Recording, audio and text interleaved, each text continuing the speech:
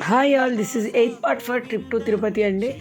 So మేము 26 midnight 3 o'clock tokens అయితే తీసుకున్నాము. మాకు 27th ఎర్లీ మార్నింగ్ 4:30కి దర్శనం అయితే వచ్చింది. సో ఆల్రెడీ మేము 6 hours టోకెన్ కోసం వెయిట్ చేసాము. మళ్ళీ ఇంకా 24 hours అక్కడే ఉండాలి అంటే పిల్లలతో ఉండలేము. సో అక్కడ మాకైతే ఒక ఆపర్చునిటీ అయితే వారు చెప్పారు. మామూలుగా అయితే అక్కడే ఉండేవాళ్ళం మేము. వాళ్ళు ఏమన్నారంటే ఈ 24 hours మీరు ఒకవేళ ఎగ్జిట్ అవ్వాలనుకునే వాళ్ళు ఎవరైనా ఉంటే మీరు 11th కంపార్ట్మెంట్ దగ్గర నుంచి మీరు ఎగ్జిట్ అవ్వచ్చు.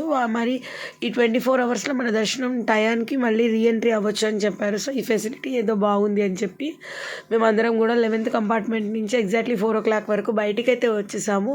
అక్కడి నుంచి మళ్ళీ మేము అహోబిల్మఠ్ చేరుకున్న తర్వాత మా వాళ్ళందరూ సాత్పురా దర్శనానికి వెళ్ళారు.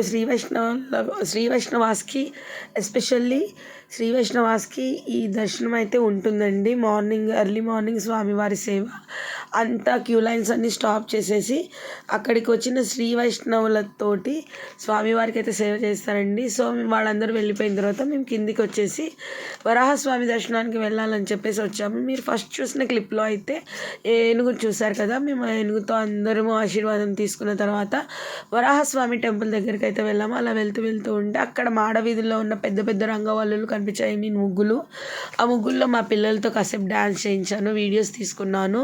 ఆల్రెడీ నేను చెప్పాను కదా, నాకు మెమరీస్ని దాచుకోవడం అంటే చాలా ఇష్టం. సో అందుకని మా పిల్లలు చేసే ప్రతిదీని క్యాప్చర్ చేశాను. సో నేను అక్కడ క్యూ లైన్లో ఉన్నప్పుడు వీడియో తీయలేను కాబట్టి అక్కడైతే నేను వచ్చిన ప్రతి ఒక్కరిని క్యాప్చర్ అయితే చేయించాను. వరాహస్వామిని దర్శించుకునే టైంలో అక్కడ వాళ్ళు అంటే అక్కడ సేవ చేసేవాళ్ళు మాకు నామాలు అయితే పెట్టారండి. ఆడవాళ్ళకి తిరునామాలు 3 నామాలు పెట్టారు. సో వరాహస్వామి దర్శనం అయితే చాలా బాగా జరిగింది. నేను ఎప్పుడైనా ఇప్పుడు ప్రజెంట్గా నాకు తెలిసింది ఏంటంటే, ఇంతకుముందు నేను కేవలం వెంకటేశ్వర స్వామి దర్శనం చేసుకొని వెళ్ళేదాన్ని. అయితే ఈ మధ్యకాలంలో వెంకటేశ్వర మహత్యం సినిమా వచ్చింది కదండి. సో అది వచ్చిన తర్వాత వరాహస్వామి దర్శనం అయ్యాకే వెంకటేశ్వర స్వామి దర్శనం చాలా సుగమంగా అవుతుందని తెలిసింది. అది నేను నార్మల్గా అనుకున్నాను. కానీ నేను వరాహస్వామి దర్శనం చేసుకున్న తర్వాత వెంకటేశ్వర స్వామి దర్శనానికి వెళ్ళినప్పుడు అసలు ఇంత కూడా నాకు ప్రాబ్లం అవ్వలేదు. చాలా సాఫీగా మా దర్శనం అయితే జరిగిందండి.